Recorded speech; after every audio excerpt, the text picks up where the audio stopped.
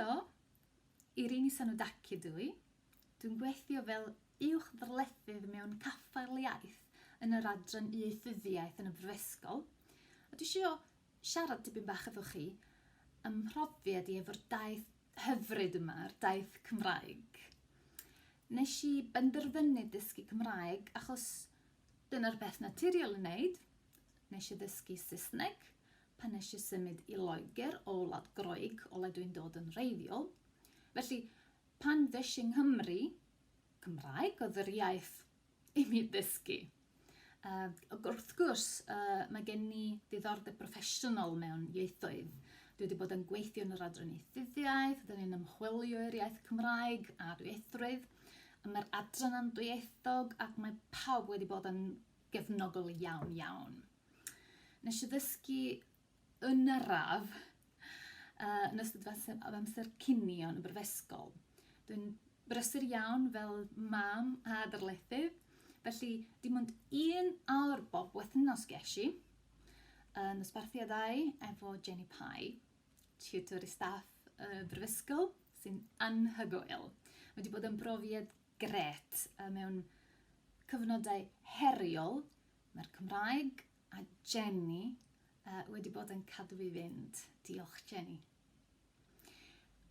Os ydych chi isio dysgu Cymraeg, dyna beth swn i'n deud.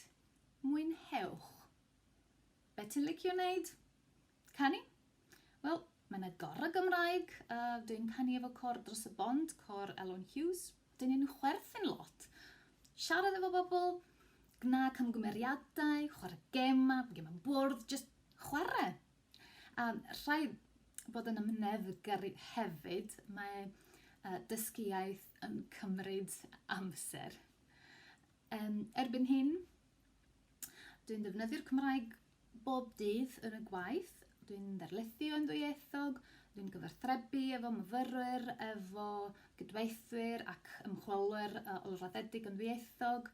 Wrth gwrs, dwi'n gwneud ymchwil yn y maes. Dwi'n ymchwilio iaith plant ddwyieithog, Cymraeg, Saesneg, plant sydd â datblygiad nodweddiadol, a hefyd plant sydd â anableddau datblygiadol, wneud yr ymchwil cyntaf erioed mewn plant Cymraeg, Saesneg sydd â syndrom Down ac awtistiaeth.